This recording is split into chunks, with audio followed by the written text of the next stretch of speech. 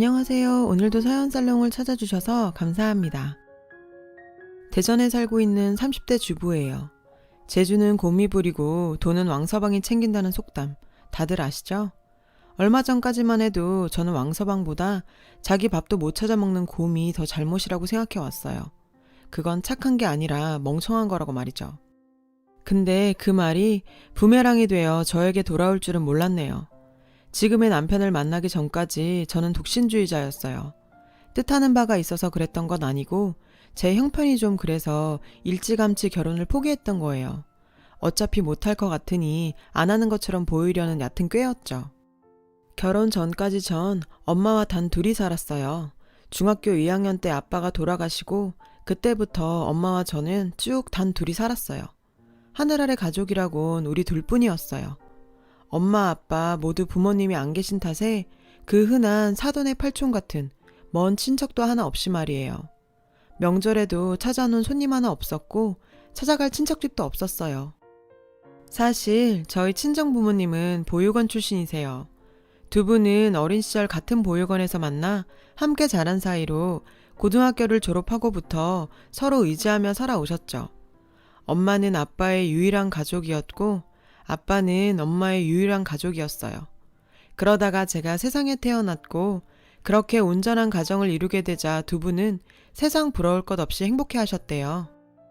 하지만 행복이 크면 하늘이 시샘한다죠. 그 행복은 그리 오래가지 못했어요.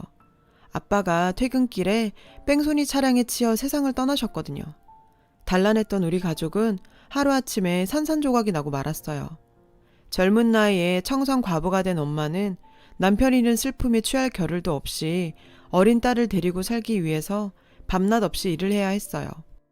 배운 것도 기술도 없는 엄마는 몸으로 뛰는 일을 해야 했기 때문에 밤마다 끙끙 앓아야 했어요. 그러면서도 악착같이 벌어서 절 치대까지 보내셨어요. 등록금에 실습비랑 재료비까지 학기당 900만 원 가까운 돈이 들어갔으니 학자금 대출을 받아도 늘 부족했죠. 부족한 돈은 늘 엄마가 채워야 했고요. 엄마의 그런 노고는 제가 병원에 취직해 돈을 벌기 시작하면서야 끝이 났어요. 학자금 대출 상환도 불과 2년 전에 끝이 났습니다.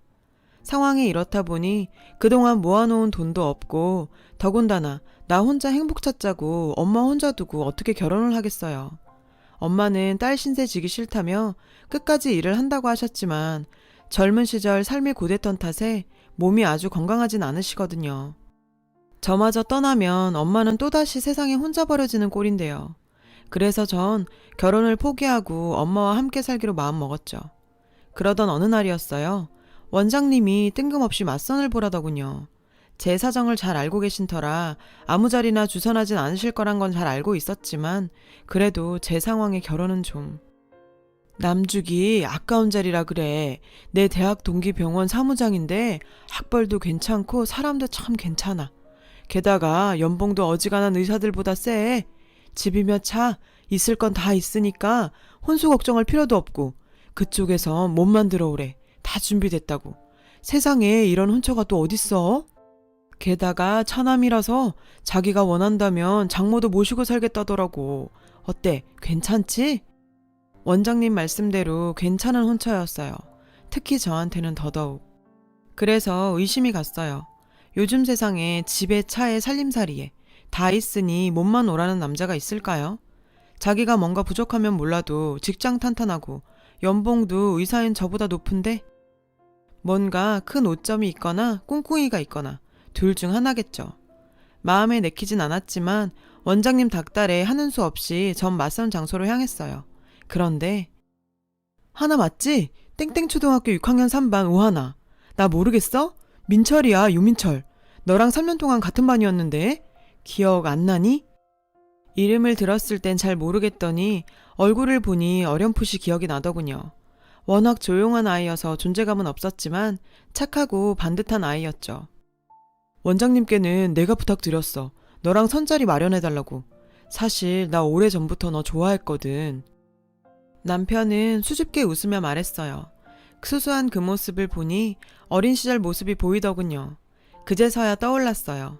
늘 제 주변을 맴돌며 말 한마디 못 걸고 머뭇거리던 남편의 모습이요.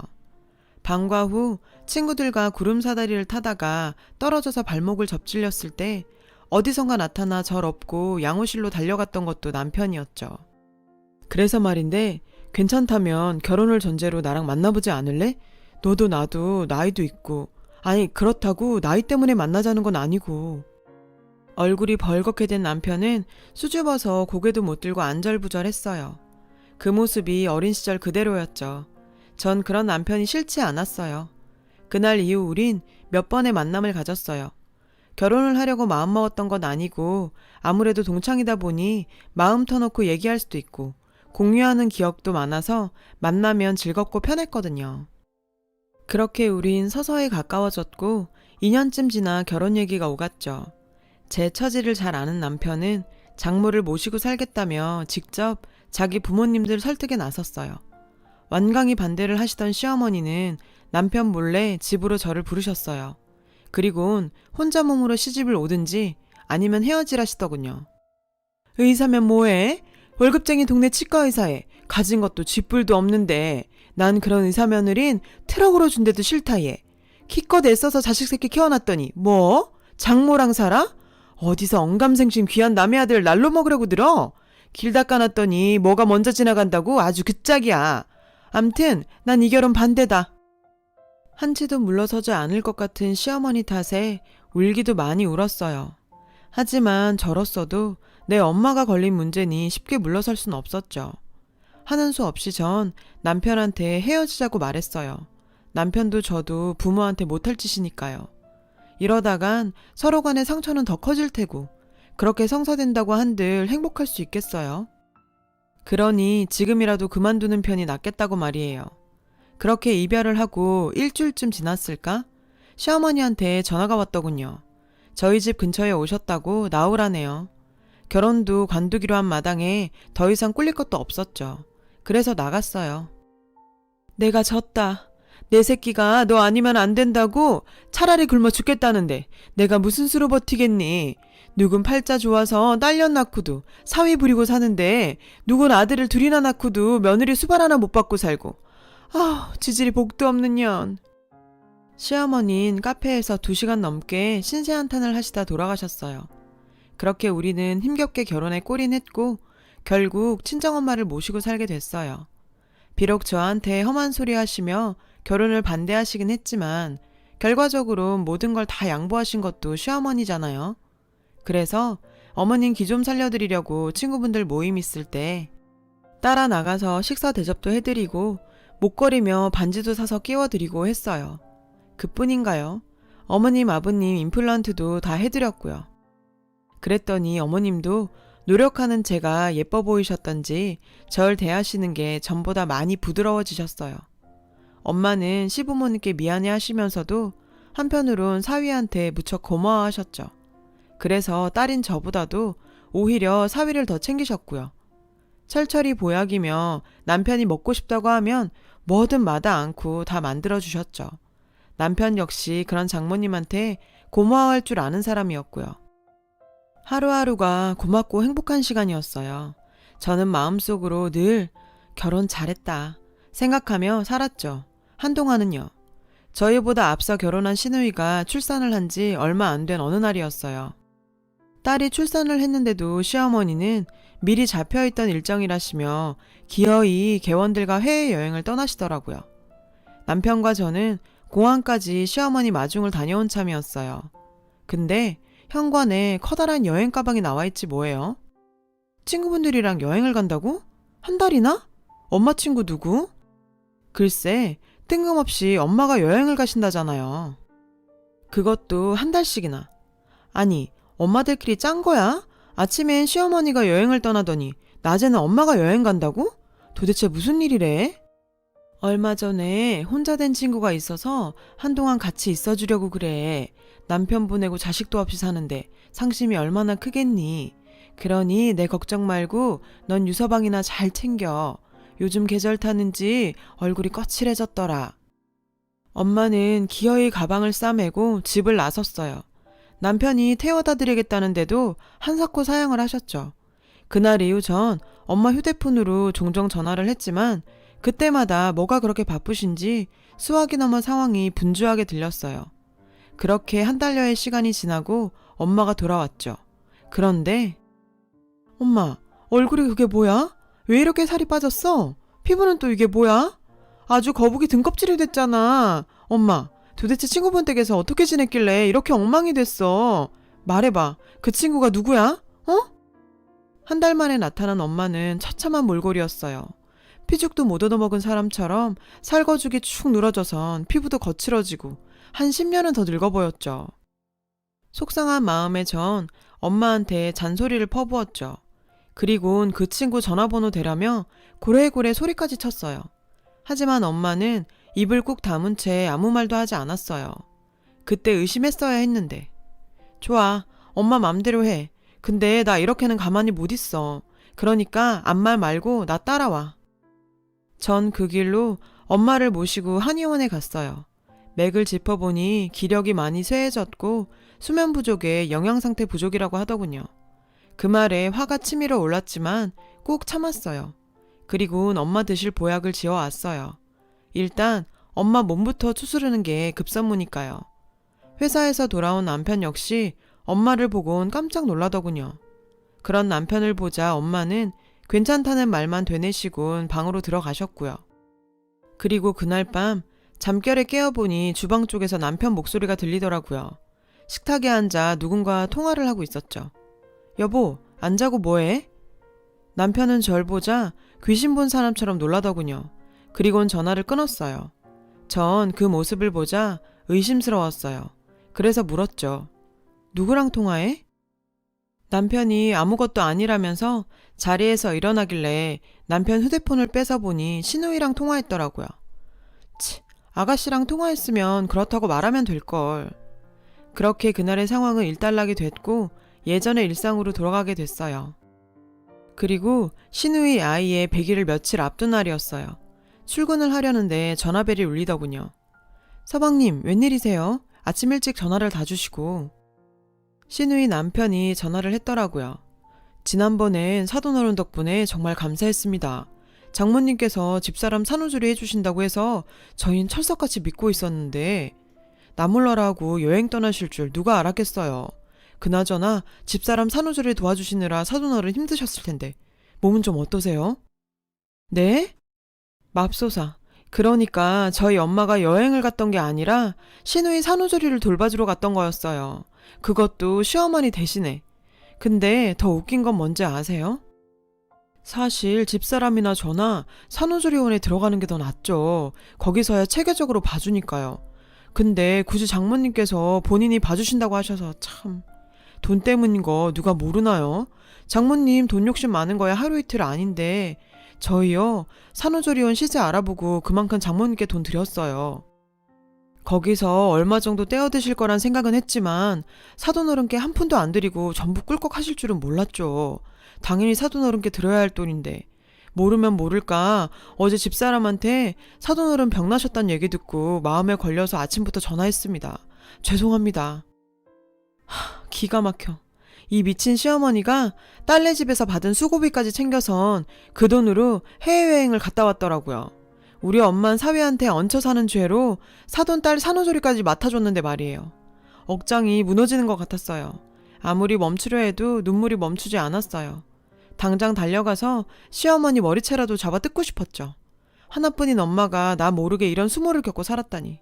제가 모르는 일들이 얼마나 더 있었을지. 너무 화가 나서 미칠 것 같았어요. 게다가 더 화가 나는 건 남편의 행동이에요. 그날 제가 잠든 사이 남편은 신우이랑 통화를 했어요. 그럼 적어도 그날 남편은 모든 상황을 알았다는 거죠. 근데도 나한텐 입도 뻥끗 안 하다니. 시집 식구들과 남편 모두 한통속이었던 거죠. 이렇게 넘어갈 수는 없었어요. 이 남자랑 살든 안 살든 이번 문제는 확실히 짚고 넘어가야겠다 생각했어요. 그래서 엄마한테 그동안 있었던 모든 일들을 말해달라고 했어요. 처음엔 아무 일 없었다고 입을 다물던 엄마는 엄마가 이렇게 나오면 나 그이랑 헤어질 수밖에 없어. 평생 의심하면서 살 수는 없잖아. 엄마만 입을 닫는다고 모든 게 다 끝나는 건 아니야. 앞으로 어떤 일들이 더 있을지 몰라. 그리고 그땐 엄마뿐 아니라 나도 엄마가 당한 그대로 당하게 될 거라고. 자식 때문에 참지 마 제발. 엄마가 그러는 거 나 위하는 거 아니야. 나도 똑같이 그 사람들이 만만하게 부릴 수 있는 호구 취급밖에 하는 거라고. 엄만 내가 그렇게 살았으면 좋겠어? 엄마 딸이 고작 그딴 인간들한테? 그제서야 엄마는 울음을 터뜨리시며 오열하셨어요. 그리곤 지금까지 있었던 모든 일을 저에게 얘기해 주셨죠. 인간들이 아니었어요. 시애미년이나 그 딸년이나. 남편은 자기네 식구들이 우리 엄마한테 했던 행동들을 다 알면서도 귀를 닫고 입을 닫고 눈을 감아왔더라고요. 얼마 전 드라마에 나왔던 대사가 떠오르더군요. 침묵하는 자 모두가 공범이다. 결국 남편도 공범이었어요. 시누이 딸내미 100일날 전 아무 일 없는 것처럼 평소와 똑같은 모습으로 남편과 함께 식당으로 향했어요. 시부모님들과 시누이 내에는 이미 와 있더군요. 시어머니는 제가 사들인 반지며 목걸이, 그 밖의 금부치들을 주렁주렁 달고 나왔더군요. 에센스를 얼마나 처발랐는지 번들거리는 얼굴이 욕심 많은 돼지 같았어요. 시누이가 딸내미를 데리고 식탁 중앙으로 나왔어요. 그리곤 선물을 수거하기 시작했죠. 아버님은 현금 봉투를 주셨어요. 꽤 두툼하더군요. 시누이는 좋아서 죽을라 그랬죠. 제 엄마를 닮아서 돈 욕심이 많거든요. 다음은 저희 차례였죠. 작은 언닌 선물인가 보네. 상자인 거 보니. 설마 속옷이나 옷 그런 싸구려로 때우려는 건 아니죠? 그럴 리가요. 보면 모르긴 해도 입이 떡 벌어질 거예요. 시누이는 그 말에 신이 나서는 제가 건넨 상자를 열었어요. 하지만 이내 표정이 굳어버렸죠. 작은 언니, 이게 뭐예요? 청구서? 놀랐는지 목소리까지 갈라지더라고요. 뭐긴 뭐예요? 보면 몰라요? 청구서잖아요. 그쪽이 우리 엄마 데려다가 산후도우미로 부려먹은 거에 대한 청구서. 출퇴근도 아니고 상주로 24시간 내내 부려먹고 게다가 집안 청소, 빨래, 조리, 심부름 등등 아주 풀서비스로 시켜먹었더라. 업체에 알아봤더니 이렇게 무자비하게 사람 부리는 경우는 없어서 도저히 한 가지 명목으론 예상급여를 뽑을 수도 없다더라. 그래서 각각 해당 노동에 따른 시간당 급여로 산정해봤더니 총 742만 8천 원이 나오더라고. 나 이 돈 다 받을 거야. 그러니까 내일까지 거기 적어놓은 우리 엄마 계좌로 다 집어넣어. 학교 선생이란 년이 어쩜 그러니? 환갑도 넘은 노인네를 어떻게 잠도 안 재고 그렇게 부려 처먹냐고. 네가 그러고도 인간이니? 네가 그러고도 선생이야? 우리 엄마한테 네 팬티까지 빨라고 던졌다며? 방귀 다 똥질인 똥싼 팬티까지. 세상에 살다 너처럼 창피함도 모르는 인간은 처음이다. 네 엄마 닮아서 성질이 개차반인 건 알았지만 그 정도로 한심한 인간인 줄은 몰랐어. 언니, 말이 심한 거 아니에요? 애 낳고 과략근이 약해져서 그런 걸 그렇게까지 말해야 돼요? 그래, 누가 네 과략근 보고 뭐래니? 네가 싸지른 똥팬티를 사돈어른한테 빨아오라고 시킨 네 인성 보고 뭐라는 거지. 그제서야 시어머니가 한마디 했어요. 너 지금 뭐 하자는 거니? 네 엄마한테 팬티 하나 빨아오라 그랬다고 시부모 앞에서 이 지랄을 하는 거야? 어디서 배워먹은 짓거리야? 어디서 배워먹으면 어머님만 하겠어요. 사돈 일 부려놓고 돈까지 가로채신 분을 어떻게 이겨요? 아참, 어머님 지금 손에 끼고 계신 반지요. 그거 저희 엄마 거 아닌가요? 목걸이는 제 거고요. 툭하면 저 없을 때 저희 집 와서 제 방 뒤지셨다면서요. 마음에 드는 반지며 시계 죄다 집어가고 그것도 모자라 저희 엄마 반지까지 뺏어서 끼고 가시고요. 그래서 어머님 그 버릇 고쳐드리려고 제가 경찰에 신고했어요. 상습 절도로요. 뭐? 뭐가 어쩌고 어째?